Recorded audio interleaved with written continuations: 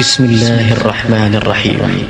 سبح اسم ربك الأعلى الذي خلق فسوى والذي قدر فهدى والذي أخرج المرعى فجعله غثاء أحوى سنقرئك فلا تنسى إلا ما شاء الله إنه يعلم الجهر وما يخفى ونيسرك لليسرى فذكر إن نفعت الذكرى سيذكر من يخشى ويتجنبها الأشقى الذي يصلى النار الكبرى ثم لا يموت فيها ولا يحيا قد أفلح من تزكى.